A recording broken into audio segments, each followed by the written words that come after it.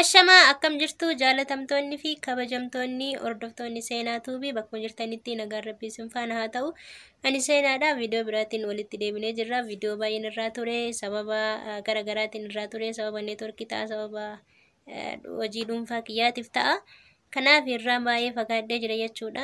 Viidiyoo yeroo gabaabaa keessa isin biraan nan ga'a jechuudha. Viidiyoo garaagaraa namoota isin bashannansiisan qabadhee nan dhufa.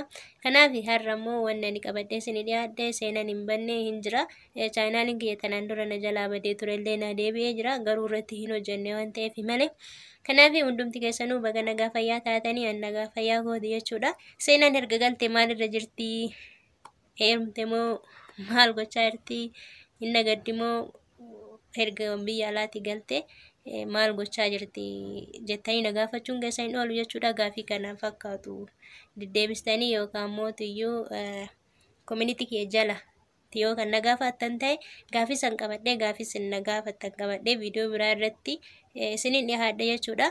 Hadda garuu akka hin jiru miidiyaa irraa badee hin banne garuu fagaadhe malee badee hin banne akka jiru isinitti beeksisuun dhufe jechuudha. Garuu viidiyoo isin bohaarsan viidiyoo akka piraankii akka maali kanneen ijoollee wajjin hojjennee isin biraan geenye yeroo gabaabaatti jechuudha.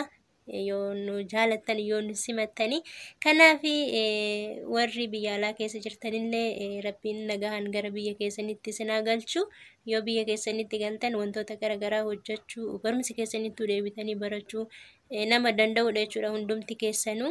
Kanaaf warri biyya alaa jirtanis rabbiin nagaan isin haa galchu. Kan keessa teessanii hordoftanillee yeroo gabaabaa keessatti viidiyoo haaraa qabadhee isiniin deebi'ee jechuudha. Akkasitti immoo nagaan naa tura. Warri chaanaalii kiyyaaf haarawaa taatan subscribe, like fi share gochuu hin dagatinaa isiniin jedha. Viidiyoo biraatiin immoo walitti deebina. Akkasitti nagaan naa tura.